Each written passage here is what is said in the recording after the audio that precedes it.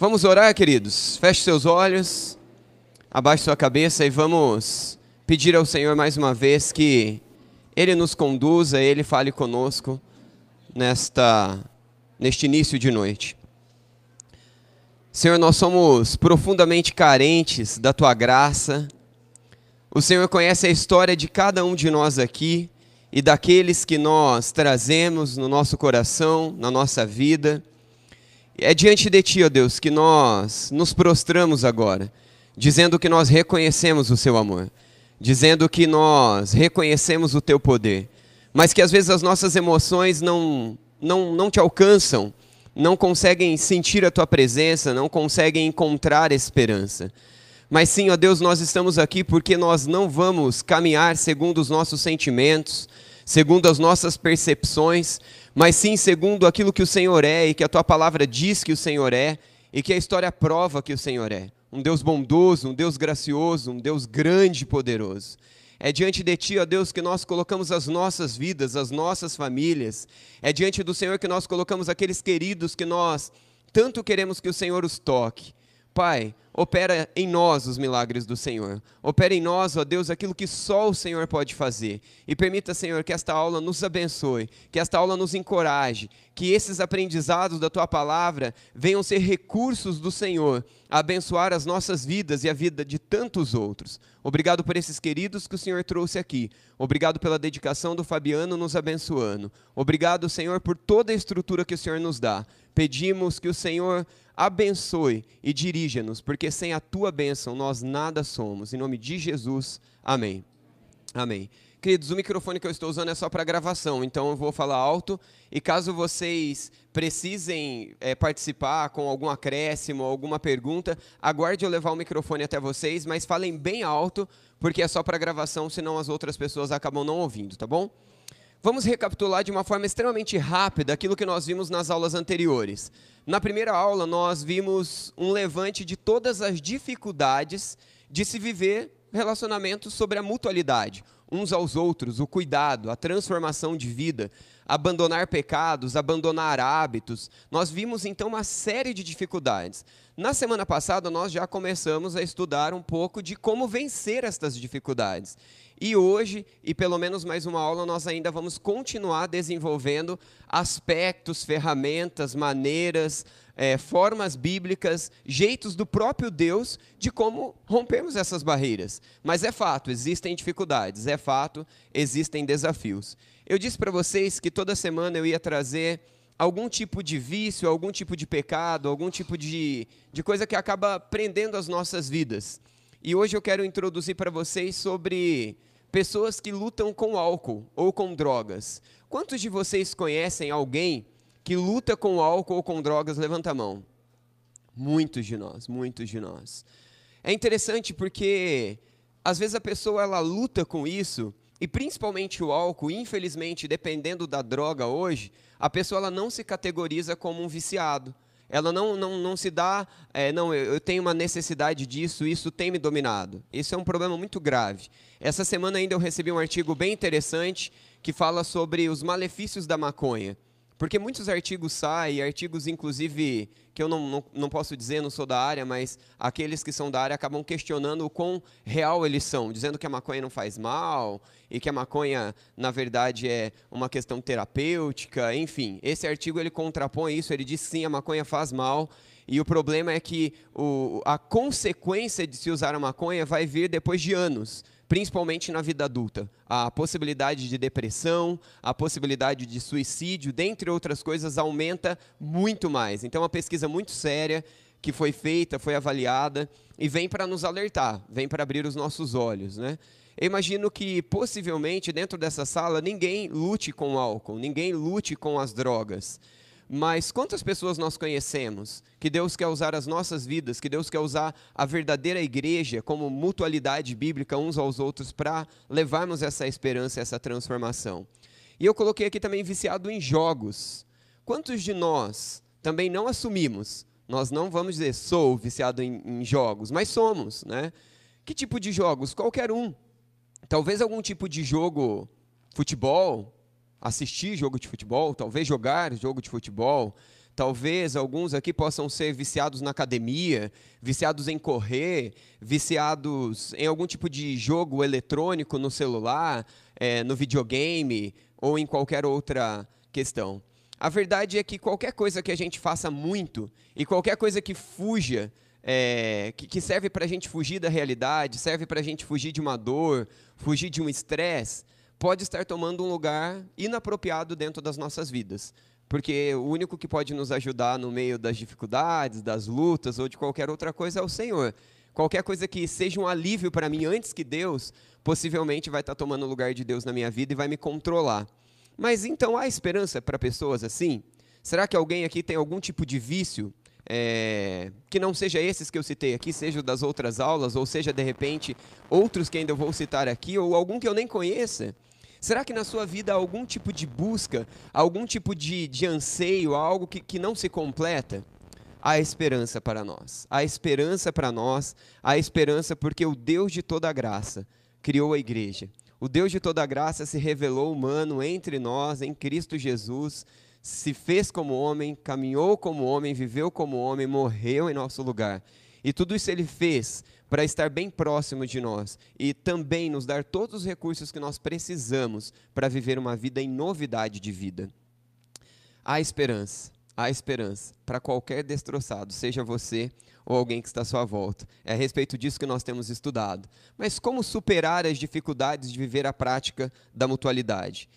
Use ferramentas. Estou repetindo o finalzinho da aula que eu me adiantei no final da semana passada. Use ferramentas. É muito importante que você descubra ferramentas, adapte ferramentas, cobre ferramentas, que você use oportunidades para que facilite essa caminhada mútua um com o outro. Eu já contei o testemunho e alguns exemplos na semana passada. Use a folha de prestação de contas. Então, se de repente, eu acho que as pessoas eles não vão me cobrar contas. Eu preciso tanto parar de ser fofoqueiro, mas eu me encontro fofocando toda semana e eu não consigo abandonar a fofoca. Mas quando eu peço para alguém me cobrar sobre a fofoca, me ajudar a vencer a fofoca, essa pessoa não me cobra.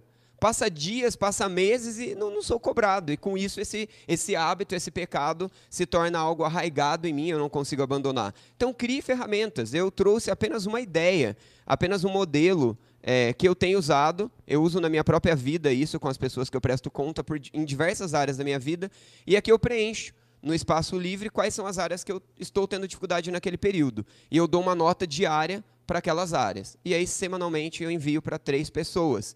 E aí não tem como esconder, né? Ou eu vou ter que mentir, mas se eu sou cristão de verdade, eu não vou conseguir ficar alimentando mentira semana após semana. Eu não vou conseguir dormir, eu não vou conseguir orar, não vou conseguir me relacionar com algo cheio de mentira. Então, crie e use ferramentas. Se você não pegou essa folha e você quer ter esse modelo, eu vou deixar com a amiga que está mais perto de mim aqui, depois ela pode passar para vocês.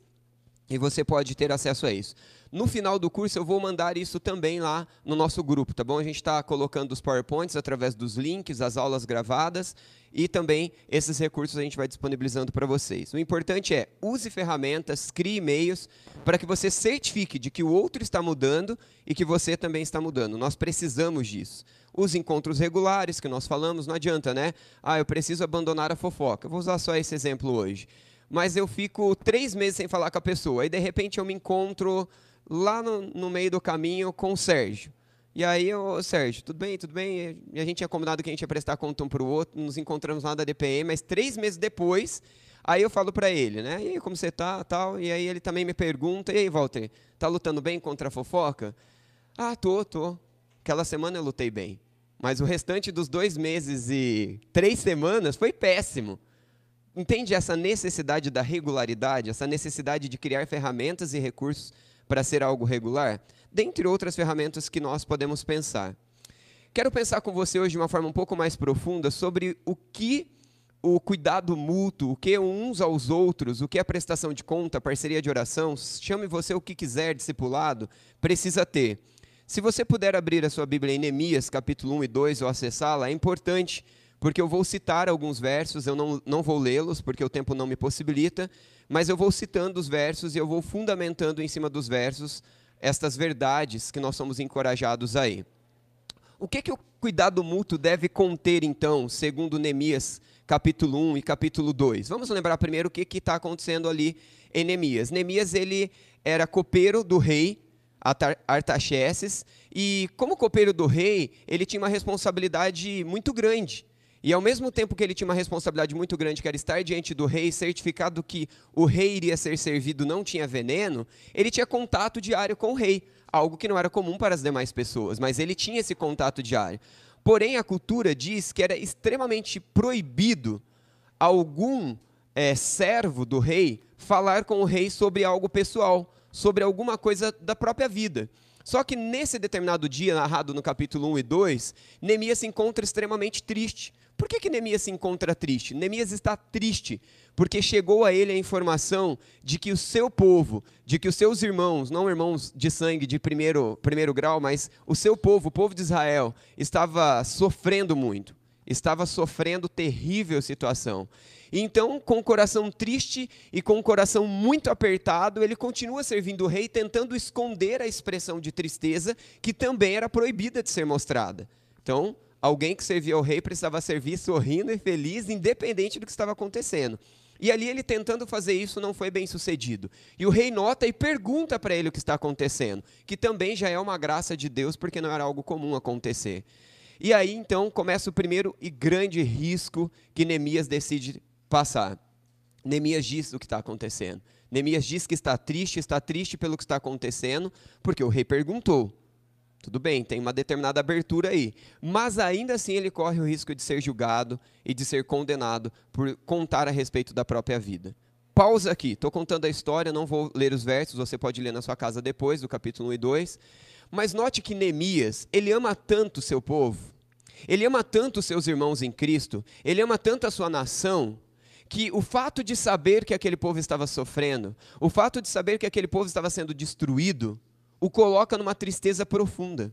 O amor dele é tão grande, o interesse dele é tão grande, o cuidado dele é tão grande, que ele corre o risco com a própria vida aí de perder todos os benefícios, todo o luxo que ele tinha vivendo no palácio, toda a segurança que ele tinha vivendo ali, por então dizer a respeito da dificuldade do seu povo.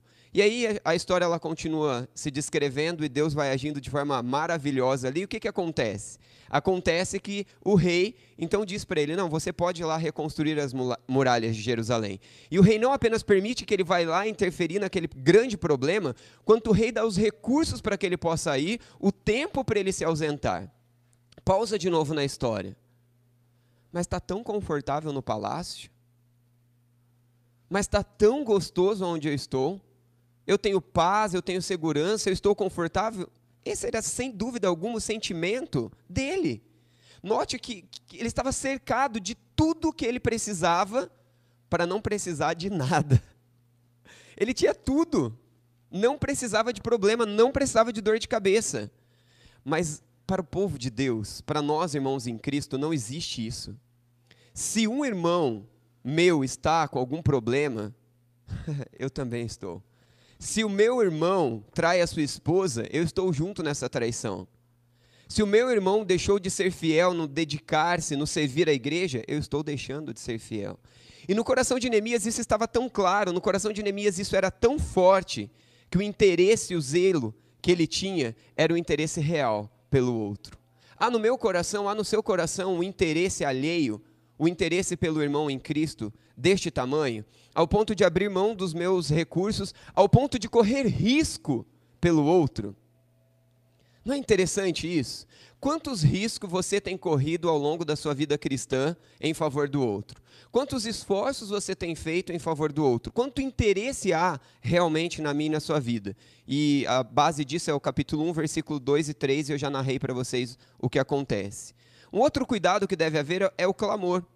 Note que logo depois dessa situação toda que Neemias recebe a informação de como seus irmãos estão, Neemias não olha e fala, está vendo, bem feito, eles desobedeceram, foram eles que estão caminhando nessa desgraça de vida, nesse caos, porque eles estão desobedientes. Não, Neemias se quebranta diante de Deus. E sabe uma coisa que me chama a atenção de uma forma profunda? É que na oração de Neemias, você pode verificar aí na Bíblia, ele ora dizendo, Senhor, perdoa o nosso pecado.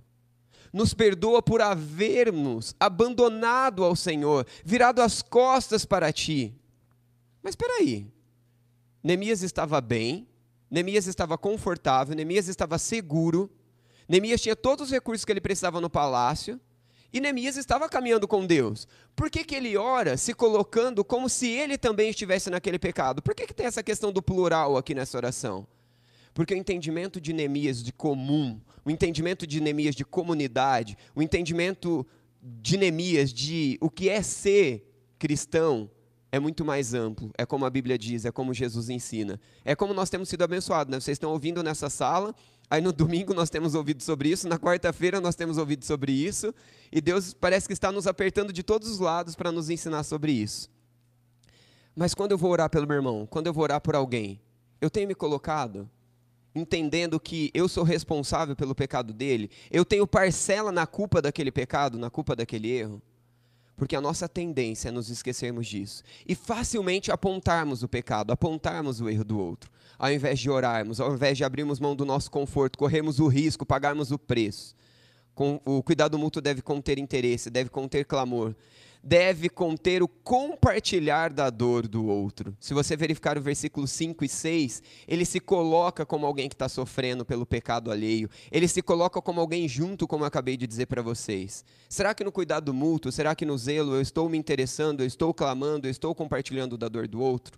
O cuidado mútuo deve ter batalhar espiritualmente pelo outro. Eu acho lindo o destaque que fica no versículo 5 e no versículo 11, a respeito da batalha espiritual que ele assume. Do orar, e não apenas orar, mas envolver-se de forma dedicada. Note, nesse capítulo e nesses versos destacados, que este homem jejua pela situação de pecado da nação. Querido, qual foi a última vez, se é que houve alguma vez, que nós jejuamos e oramos pela situação pecaminosa da nossa nação? Qual foi a última vez que nós jejuamos, buscamos, lutamos espiritualmente, batalhamos espiritualmente por uma fraqueza alheia do meu irmão, da minha irmã, do meu esposo, da minha esposa, do meu filho, da minha filha, de um amigo que eu chamo de amigo, mas trato como inimigo porque não me interesso, não clamo, não compartilho a dor, não luto espiritualmente? Entendem que o ser corpo de Cristo vai além? Eu me lembro de uma situação na minha vida no ministério, ao longo desses 12 anos. Eu vou mudar bastante a história para que vocês nunca saibam, ainda que não vou dar nenhuma exposição negativa das pessoas, eu não quero que vocês tentem associar nomes. Eu me lembro de uma situação específica, de uma família que passava por algo, e eu me lembro de estar cercado naquela igreja, naquela cidade, naquele momento, por pelo menos 99% da igreja inteira dizendo que aquilo era uma ruína, uma desgraça, aonde nem mesmo Deus poderia restaurar. Eu me lembro perfeitamente disso como se fosse hoje. E eu me lembro de não conseguir dormir lidando com aquelas vozes e com tantas pessoas, inclusive os parentes mais próximos, as pessoas que mais os amavam, dizendo isso. E eu me lembro de ter orado: Deus, eu sou tão fraco quanto esses meus irmãos, eu também não acredito. Eu não acredito na situação, eu não acredito na história. Mas eu acredito num Deus que faz milagres, em um Deus que não tem limites. E eu orei, de forma a gritar socorro de Deus. E eu tenho certeza de que pelo menos mais umas 5 ou 10 pessoas estavam orando por essa mesma situação.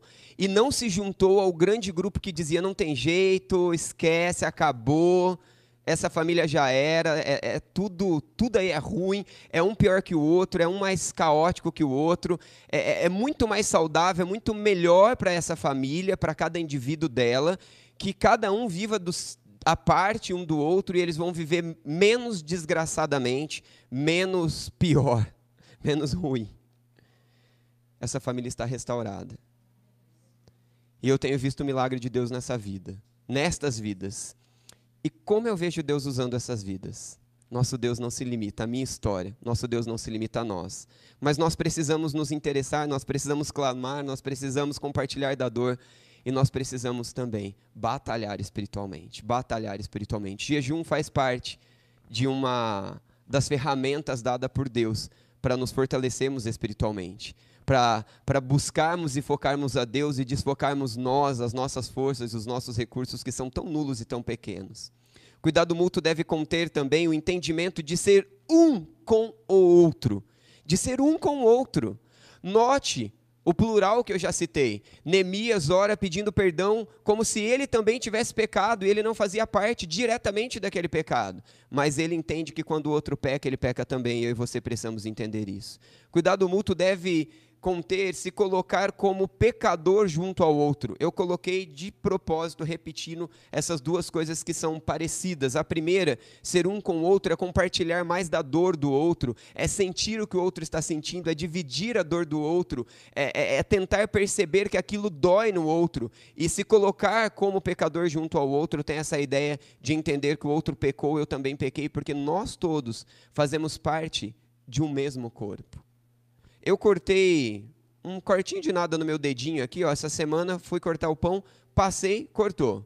Gente, um cortinho de nada.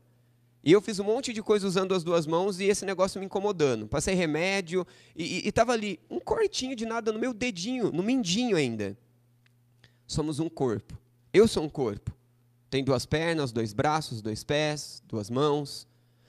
Uma feridinha de nada na ponta de um dedinho me incomodou, me desajustou.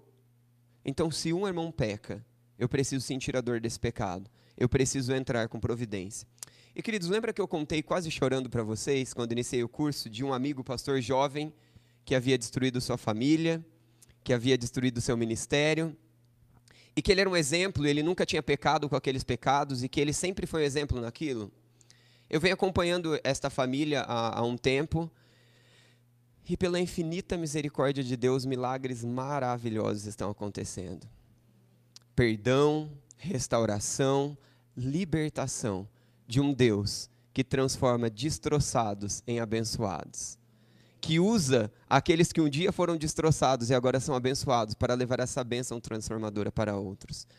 O cuidado mútuo deve conter conhecer o amor perdoador de Deus. O versículo 9 é um versículo que bate bem na tecla do amor de Deus e dessa graça de Deus que aceita o pecador quando se volta pedindo perdão. De um Deus que opera porque ama os seus filhos e tem interesse de restaurar, de libertar e de transformar. Quando eu conheço o amor perdoador de Deus, quando eu conheço o amor de Deus que quer resgatar e que quer transformar, eu vou ser insistente no cuidado mútuo, no sentido de ter interesse, clamor, compartilhar da dor, batalhar espiritualmente, ser um com o outro, entender que eu sou pecador junto com ele, porque eu entendo que o amor de Deus é maior e é mais sublime. O cuidado mútuo ainda contém trabalhar, correr riscos e pagar o preço. No capítulo 2 de Neemias, nós vamos observar os primeiros versos, de 1 a 10, de uma forma muito mais clara. Neemias abandonando o seu conforto no palácio. Neemias deixando uma função que ele tinha muito mais nobre no sentido de conforto, no sentido de comodidade, no sentido de facilidade. E então ele abandona tudo aquilo ali e ele vai para a cidade do seu povo, ele vai para a região onde seu povo está e ele começa a enfrentar grandes batalhas espirituais, porque inimigos e inimigos se levantam contra ele.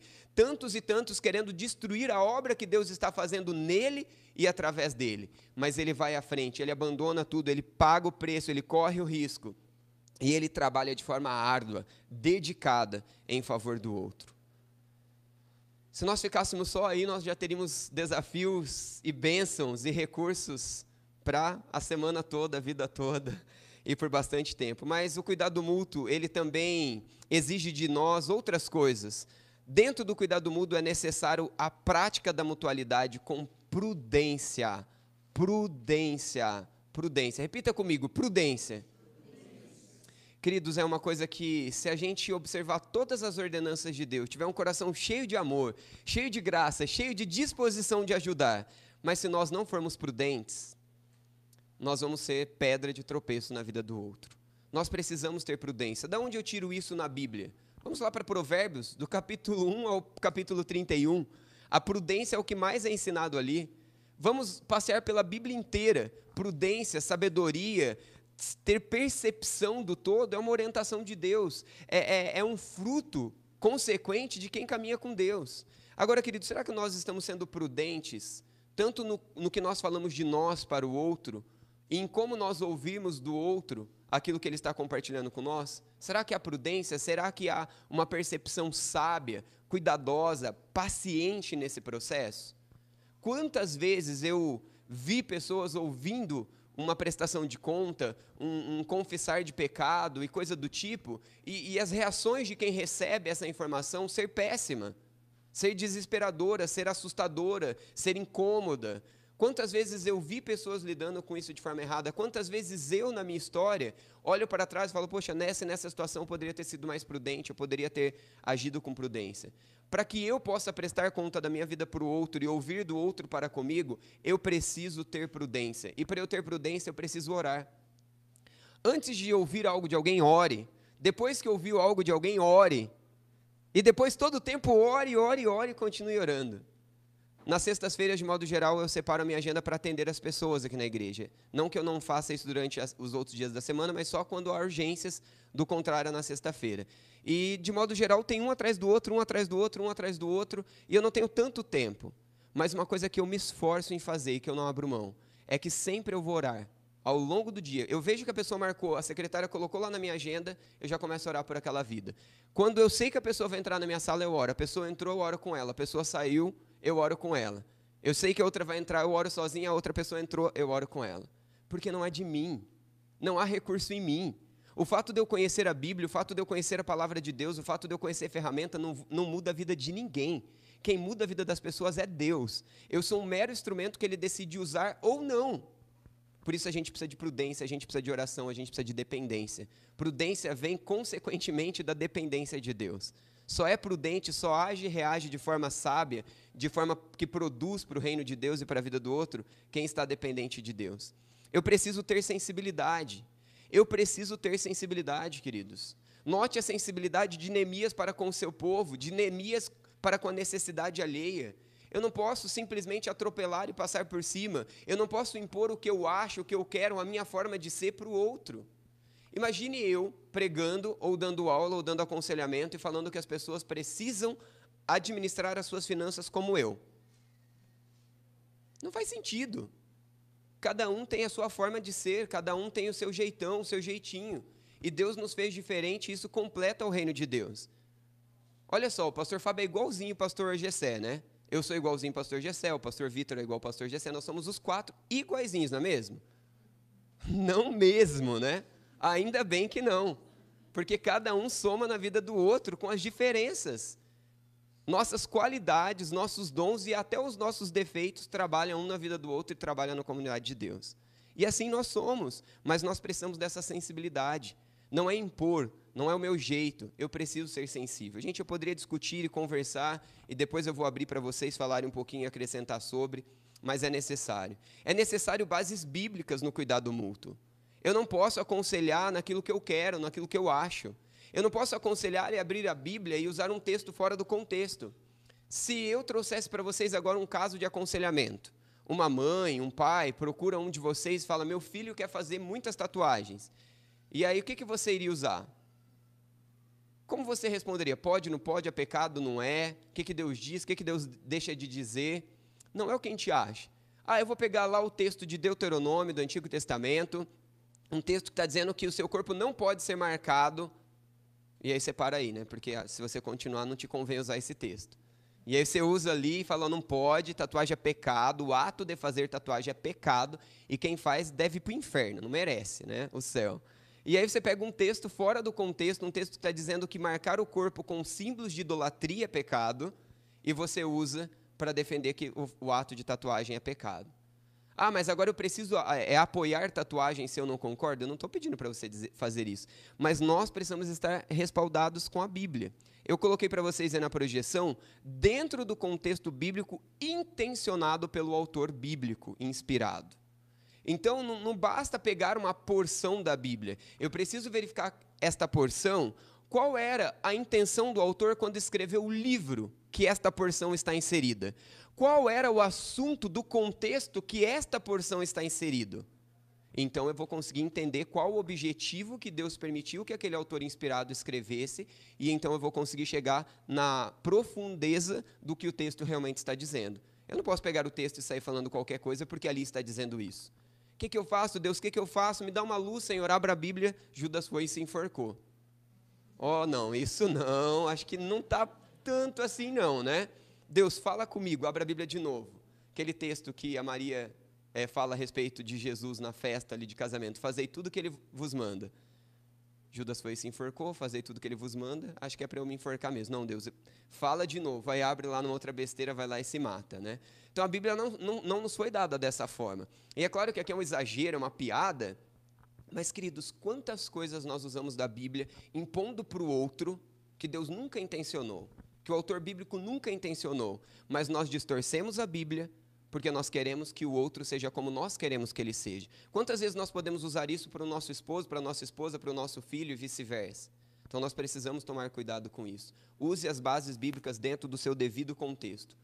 Quais são os cuidados? Cuidado para não assustar o outro. Cuidado para não assustar. Ou não se assustar e, se assustando, assustar o outro. Cuidado com o pecador ou a gravidade do pecado. Você fica espantado, né? Nossa, é um pecado muito absurdo, é um pecado muito grande, eu me espanto, e eu espantado, eu assustado, o que eu vou fazer? Eu vou inibir o outro de se abrir. Eu sei, gente, que alguns pecados para nós causam espanto mesmo. E a gente, nessa hora, tem que pedir a graça de Deus para a gente fazer aquela cara de anjo, né? Permanece assim, né? Não muda. A pessoa fala e você permanece assim, né? Deus, segura aí minha expressão, não posso mudar, né? Me dá força, Jesus. Eu choro aos teus pés depois, mas agora eu estou assim, ó. Quantas vezes a gente tem que fazer isso?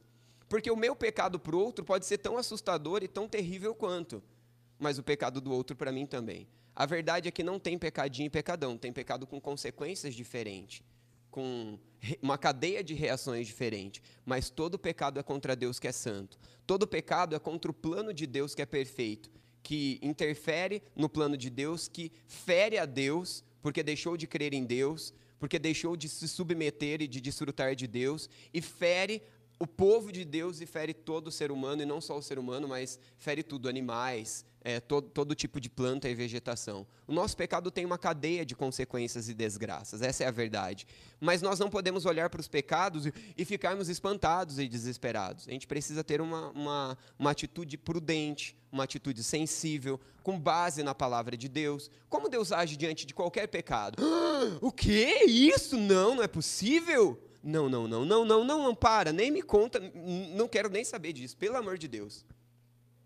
Não, esse não tem perdão, se vira, não, procura outro. Às vezes a gente não fala assim, mas as nossas expressões reagem assim. Como Deus age com qualquer tipo de pecado na Bíblia? Como Deus age com o pecado do povo de Israel, já que nós citamos tanto Neemias aqui, da história do povo de Israel? O povo vira as costas para Deus, o povo faz o que quer, do jeito que quer, e Deus continua de braços abertos, dizendo que está esperando o seu povo amado, e que os planos dele são planos de bênção, plano de paz, plano de perdão, plano de restauração, plano de libertação. É assim que Deus deseja que eu e você reaja diante do pecado do outro. Porque reagindo assim diante do pecado do outro, eu vou lembrar que eu sou exatamente como o outro. E se eu não estou naquela situação do outro, primeiro, é graça de Deus, é misericórdia do Pai amado. Que bom que Deus está me dando a oportunidade de ajudar o outro, de estender a mão pelo outro, de trabalhar para o outro, de ter esperança no outro. Que bom que não sou eu que estou carecendo de esperança naquele nível e naquela situação.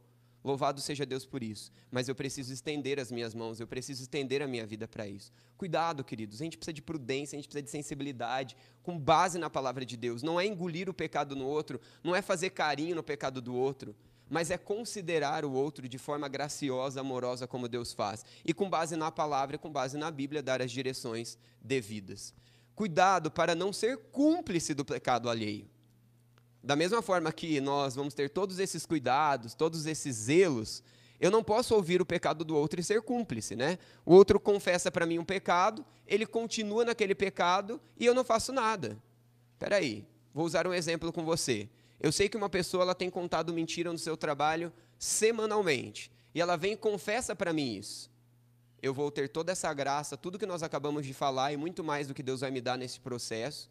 Mas eu vou começar a incomodar esta pessoa, dizendo para ela que ela precisa mudar. E dizer para ela que eu a amo, que eu me importo com ela, mas que aquilo é uma desgraça para a vida dela e para tantas outras pessoas e para o reino de Deus. E que ela precisa abandonar aquele pecado e Deus é justo, capaz e suficiente para capacitá-la naquilo.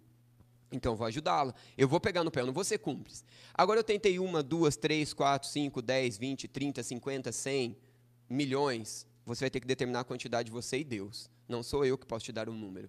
e você entendeu que acabou o momento de investir, acabou o momento de tentar, você vai continuar só orando, aí você segue os passos de Mateus 18,15, leva mais uma ou duas pessoas, se essa pessoa não ouviu, pega amigo dele, tá? Não pega um inimigo para ir lá falar, né? Pega um ou dois amigos desse em Cristo, leva para ir conversar, tentando ganhá-lo. Se ele ainda não ouviu, aí você traz para a igreja como instituição, e a igreja como instituição vai fazer mais uma longa caminhada tentando ajudar essa pessoa e ganhar essa pessoa. Se então todos esses passos foram dados e não conseguiu, Mateus 18, 15 a 17, terminando no versículo 17, esse contexto menor, dizendo que nós devemos considerar aquela pessoa como gentio e publicano. Ou seja, como alguém que não conhece a Cristo, como alguém que não conhece o Evangelho. Como que eu lido? Como que eu falo de Deus e das coisas de Deus para alguém que não serve a Deus? Para alguém que não é convertido? De uma outra forma, não é mesmo? Com mais paciência, com muito mais tolerância, tentando fazer com que aquela pessoa conheça Deus, tentando com que aquela pessoa se renda à graça de Cristo. Então esse é o objetivo. Não adianta eu querer tratar o pecado se ela não tem a Cristo. Não combina, não casa, não faz sentido nenhum, não vai levar a pessoa a lugar nenhum. Então estão aí alguns passos que a gente precisa tomar. Cuidado, não seja cúmplice. Ande todos os passos necessários, com muita paciência, tá bom? Exortei essa semana, ainda mentiu. Exortei a semana seguinte, também mentiu. Na terceira, contei para o pastor. Apertei o pé do pastor, apertei os conselheiros. Vamos excluir essa pessoa que ela está mentindo no trabalho. Irmão, se Deus lidasse assim com o meu pecado, eu estava perdido, e com o seu também. Então, paciência, graça, processual. Muito cuidado para não fofocar. O texto está aí, que tanto serve para este ponto quanto para os pontos de cima também, porque eles se completam. Mateus 18, 15. Eu não vou falar para outra pessoa. Alguém confessou isso para mim, vai morrer comigo. Eu e Deus, eu e Deus, eu e Deus. Vou tentar ajudá-la a vencer. Se essa pessoa ela não abandona o pecado e ela é um membro de igreja, alguém comprometido, eu vou dizer para ela, olha, se você não abandonar esse pecado, eu vou contar para esse fulano e eu vou vir conversar com você, porque é o segundo passo que a Bíblia está me mandando fazer. Não precisa ser tão formal, tá? Eu estou dando um exemplo formal, mas seja criativo, seja gracioso, seja amoroso em como você vai fazer isso. E aí, vamos ter a esperança de que ali naquele segundo passo a pessoa se quebranta e volta para Deus. Não ouve, vai para o terceiro passo, leva para a igreja, eu já expliquei para vocês, mas não fofoca. Não fofoca. Alguém vem e confessa um pecado para você, você fica apavorado, assustado, desesperado, chega na sua casa, a primeira coisa que você faz é contar para sua esposa e para seus filhos. Ou para o seu esposo e para os seus filhos. Ou para o seu amigo, seu melhor amigo, ou para a sua melhor amiga. Não, não, não. Não é isso que Deus intenciona para nós. O povo de Deus é um povo que zela pelo outro. O povo de Deus é um povo que ama o outro. Se algum dia você falar qualquer coisa mal de mim na minha ausência, eu entendo que você não é confiável e que você não me ama suficientemente. Porque se você me ama e se você é alguém confiável, você vai falar para mim e não na minha ausência. Então entende que fofoca não cabe no meio do povo de Deus. Em nenhuma pequena proporção. E eu sei que a gente é tentado a isso. Que a gente confesse esse pecado e que a gente seja a comunidade do povo de Deus que mutualmente age com prudência, sensibilidade, base bíblica, cuidado, zelo. Não cumplicidade, mas uma junção para ser parecido com Cristo, no cuidado que jamais vai fofocar. O cuidado bíblico mútuo ainda deve conter da sua parte para com as suas fraquezas. Então, deixa eu voltar aqui. Você, como que você lida com as suas fraquezas? Como que você lida com o seu pecado? Qual é uma forma de você usar os recursos da prestação de conta, do mudar de vida? Você, como que você faz isso da sua vida em relação a você mesmo? Pedido de ajuda. Lembra de todas as aulas anteriores, tá bom? Não dá para eu ficar repetindo aqui. Mas você precisa pedir ajuda. Ore, tenha percepção, encontre alguém, peça ajuda. Pedindo ajuda, confesse suas quedas. Confesse suas quedas. Você precisa confessar as suas quedas. Estou usando hoje o exemplo de fofoca. Então, fofoquei. Eu dei uma escorregadinha, fofoquei assim, mas foi tão pouquinho. O pecado era público, estava lá no Facebook, estava no Instagram. Todo mundo viu. E daí? Será que aquele que eu falei viu? Pequei, preciso confessar. Vou usar o Sérgio que eu já usei. Sérgio, pequei de novo, cara. Vi um negócio no Instagram lá, fiquei horrorizado. Ao invés de cair aos pés de Cristo, orar, jejuar por aquela pessoa, pedir que Deus coloque uma ocasião da gente estar junto e eu poder ajudá-la, eu fui lá e contei. Fui lá almoçar na casa da Sueli, tinha uma galera, não aguentei. Falaram do negócio, já abri a mão e falei para todo mundo lá. Entende que eu estou colocando uma história aqui bobinha? Mas que é assim que acontece, né? Você não acorda, opa, para quem eu vou contar esse pecado? Mas é que a coisa vai acontecendo e aí sai um assunto, que sai outro e de repente a gente coloca. Principalmente no ambiente onde a gente está mais próximo, a gente tem um relacionamento um contato de uma liberdade que a gente pensa ter, mas a gente não pode ter. Então, cuidado, tá? Cuidado com isso. Mas a confissão de queda é necessária. A confissão de queda é necessária. Da minha parte para com o outro. Assegure-se, referente à confissão ao próximo, que ele seja confiável e experimentado. Confiável e experimentado.